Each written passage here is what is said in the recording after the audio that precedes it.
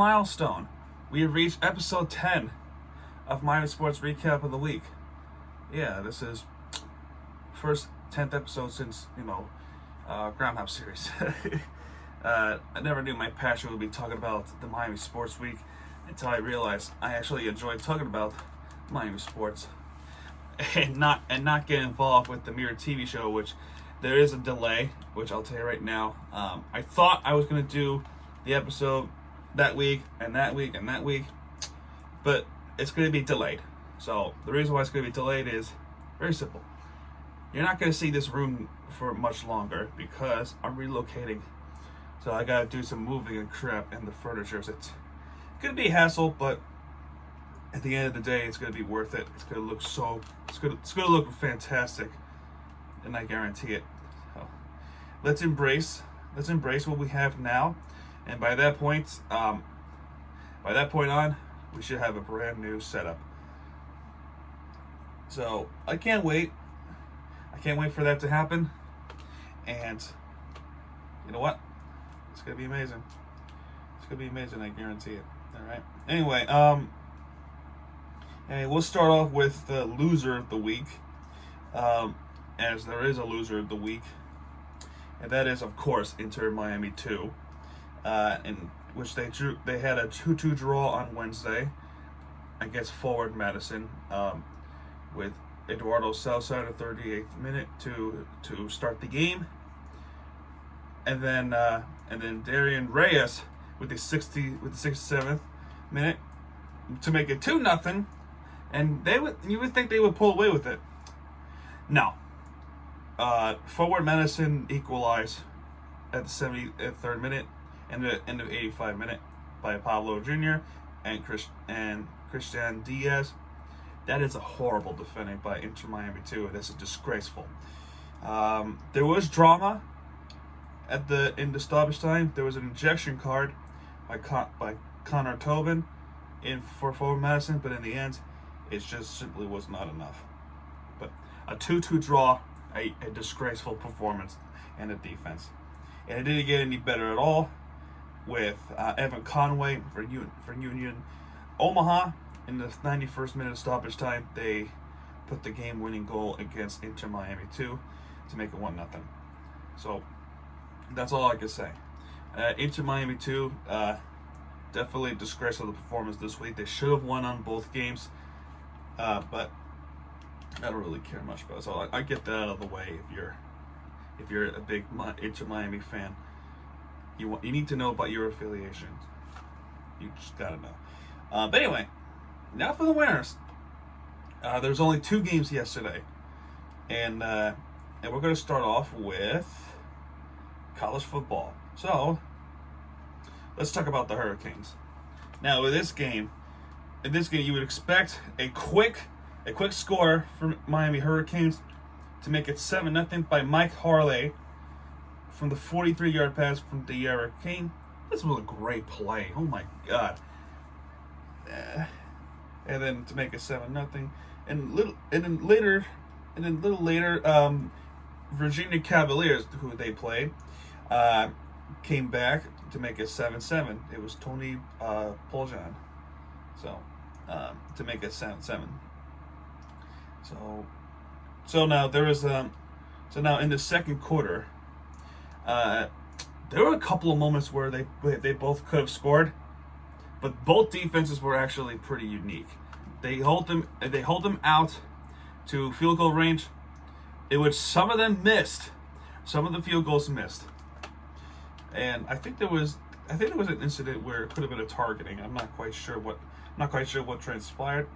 However, I must put out this noteworthy in this quarter that a remarkable catch happened at the sideline. I forgot who it was, but it was a spectacular catch. It's probably the best catch I've seen all season. It was ruled incomplete at first, but then the referees looked at it and they overturned the call. So that made them down. But at the end of that drive, it didn't actually meant anything because they had a field goal and they missed a field goal. So a big missed opportunity. But later, they did eventually hit that field goal to make a 7-10 Hurricanes. In third quarter, there's really not much going on. It's pretty much the same thing as the second quarter. Both defenses struggled, and another field goal. So there's really not much for me to say other than a field goal happened. Fourth quarter, it's an interesting one. Donald Cheney Jr. From a wildcat play runs in for the touchdown. And yes, I said it was a wild card play. It's not a running play. It was a wild card play. De'Ara King was going on a bench for this wild card play, and that worked out pretty good. They went for the 2-point conversion, but they could not punch it in, so it remains 7-19. So they would have made it 7-21, but that did not happen. And then Virginia Cavaliers looked threatening, and they were threatening from a 6-yard line. So Rashawn Henry with the 35-yard pass to make it 14-19. And then there was and at the end of that game, it was high tense pressure from the Hurricanes, but the defense pulled away. There was an incident at the end of that game where the ball, where how much clock was on the Hurricanes won the game anyway, but the referees were looking at how much time there was left on that clock, considering the Cavaliers ran out of timeouts, and there was a forward pass or a fumble in which it didn't matter anyway because the Hurricanes recovered it, but they were looking at how much time was left on the clock, which was 6 seconds, and one kneel down, and that's it. 14-19 is the final score, Hurricanes. And this was a good win, but at the end, you know, they're not the winner of the week in my book, because when they win, they just did not look too impressive like they do the other weeks behind. Speaking of winner of the week, we now approach winner of the week for the second time in this series. Miami Sports Recap of the Week. The second time, the first time since the first episode, right? So I look at this, right? So first episode, yes, I didn't talk about Into Miami last because it was so exciting. I had to talk about that right away. Into Miami was the winner of that week, just like their winner of the week this week, and I will talk about why. They played against the in-state rivals, probably the biggest rivalry of the year so far, probably their biggest rivals ever at this point. It's clear these two fan bases hate each other. Both of them are shit talkers, you know, because Orlando's like the alpha of Florida. It's kind of like Red Bulls versus NYCFC. Red Bulls been there first. The only difference is they're in New Jersey. NYCFC is actually in New York City. Although that's a bad example because Miami, they're not in Miami. They're actually in Fort Lauderdale. So that's a very bad example. So Orlando's been around first. You know, Florida's purple, Florida's pink. You get the memo. They hate each other. Let's just say they hate each other. So now here's one thing I would have put this as second place if it wasn't for. But if it didn't, this kind of plays didn't happen, they would not be winner of the week. They almost made a second place. There's one reason why they could have made a second place. Actually, two things. One is the noteworthy of this game is the defending, which is, you know, they redeemed themselves. Number two, the biggest reason, I might rant this because I'm sick and tired of this. I might rant about this. If you know what I mean, you know what I'm talking about. And it's those goddamn stupid pieces of poop Twitter commentators. They suck. They are awful. They have a mindset of a rookie. You know what I mean? They stink. They don't know how to call the game right. They think everything is a surprise. Oh look, it's raining in Florida. I don't know why it's raining in Florida. Are you kidding me? You're in Florida. It's in fucking Pennsylvania. It's a peninsula. There's a Gulf of Mexico on the left side, Atlantic Ocean on the right side, and down below is the Caribbean Sea. Of course they're going to have storms. Of course they're going to have rain. It's close to the equator. Get your head straight. You stupid piece of crap. Anyway, to the game.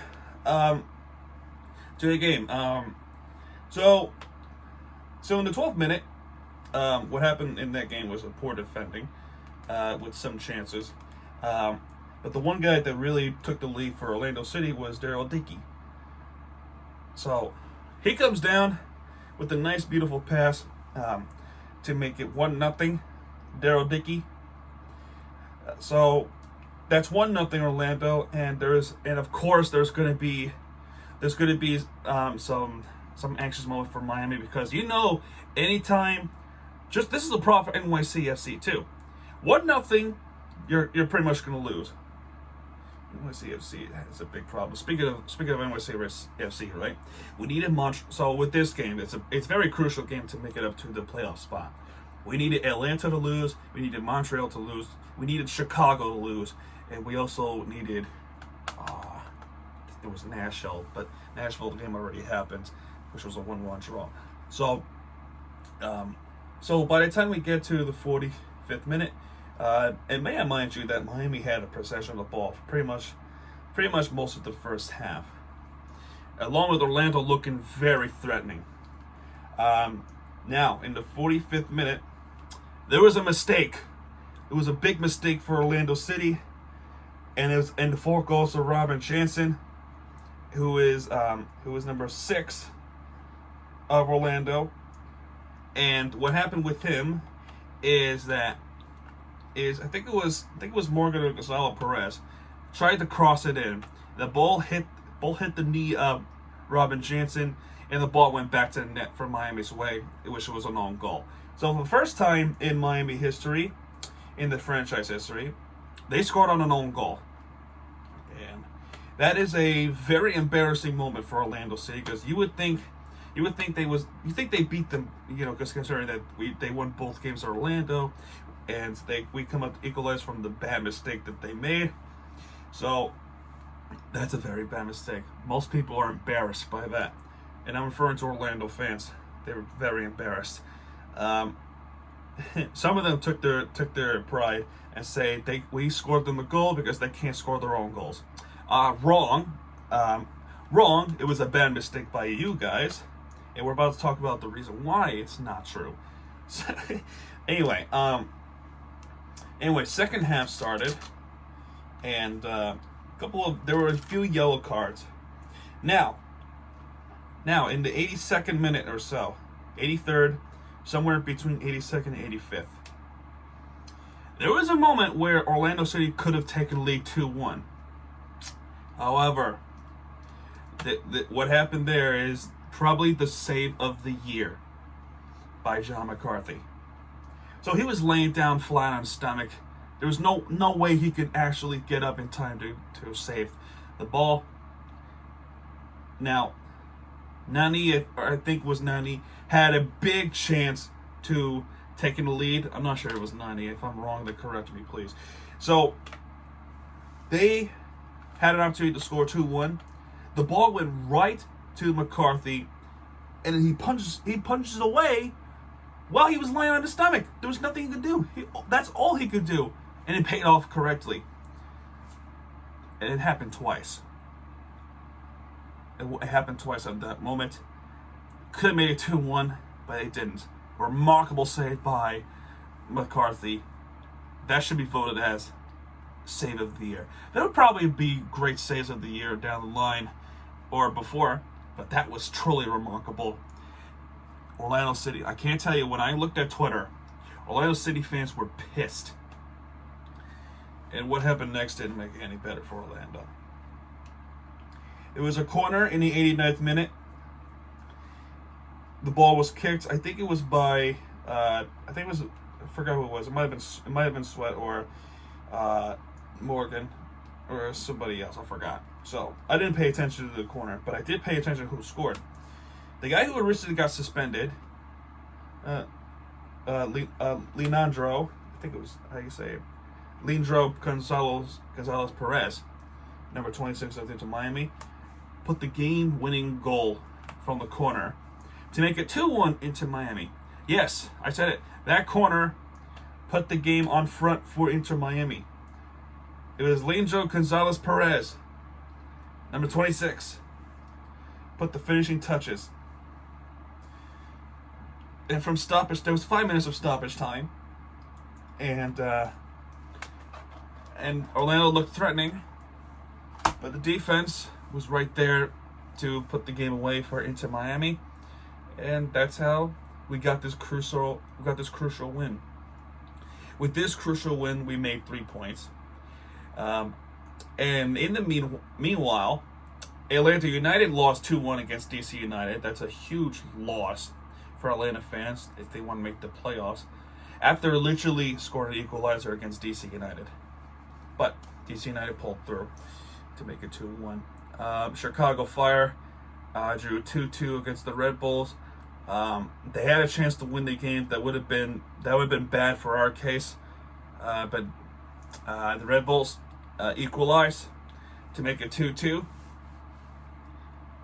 FC Cincinnati, they're pretty much done for the season. They lost to Minnesota for 1-0. Nashville tied the game, drew a 1-1 draw against New England. So it's a win. And Montreal lost 3-1 against NYCFC. Now that's a triple win or quadruple win. So those are crucial L's that we needed, and then our prayers have been answered. Now hopefully our prayers can keep up this coming week, because we have a very tough schedule. We got FC Dallas on the road, in which Dallas are very good at home. So it's going to be a very difficult game. It's going to be a very difficult game. If we get this draw, that's a win for me. But if we get this win, it's a big win, because we probably need that win more than any game out there, because after this game, we're going up against Toronto FC in Hartford, Connecticut. We're not going to Toronto because there's this restriction with COVID, that bullshit. We're going to Hartford, Connecticut for the first time in the franchise history. It didn't take that long, too. Most of them never even went to Hartford. So that's also going to be a tough team to play, because they're also an extremely good team. They made it to MLS Cup 3 times in the last 4 years against Seattle Sounders. That's I talked about repeats in the past. Hopefully there's not another one, personally. So what I think is they lost 5-0 against Philly. They're probably going to play angry. So don't. With this game, if you expect a loss, you're right. But hopefully a miracle happens.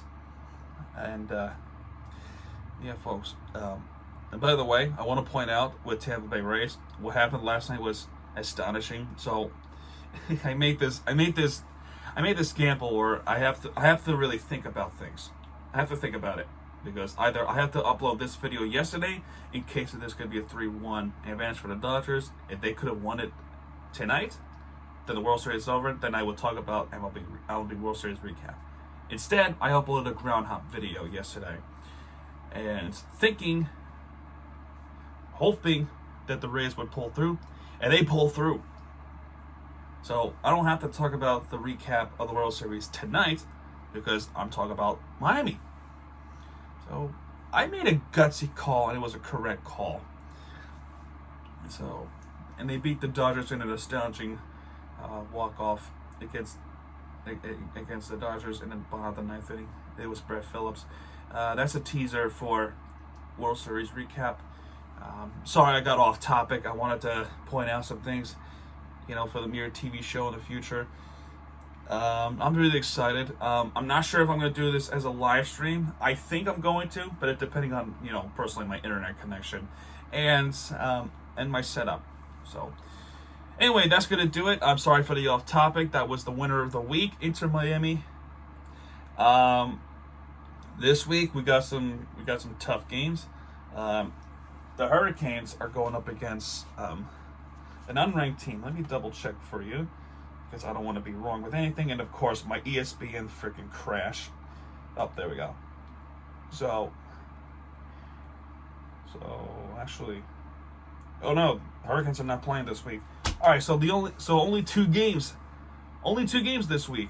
Inter Miami, actually 3 games. Inter Miami versus FC Dallas on the road. Inter Miami versus TFC. And the Dolphins. So the Dolphins are playing against the Rams at home. Tua is starting. There could be a chance where we could win that, but the quarterback has to really have to focus on the Rams, and hopefully they pull us to win. If they did, they're the winner of the week in my book. So that's gonna do it. This is Mirror TV. If you like this video, please hit that subscribe button. Thank you for watching these videos. Even though there was not much of you watching this, you prefer the groundhog videos. But trust me, until that time, until things are going back to normal, I can fully go back ground hopping. Please take this consideration to watch these videos because I had to take some notes from my iPad and try to talk about it. It's tough work. I'm sure most journalists have this feeling too. So that's gonna do it. This is Mirror TV signing out. Good night, everybody, and go to my gaming channel because we're about to finish a Let's Play. All right. Good night, everybody.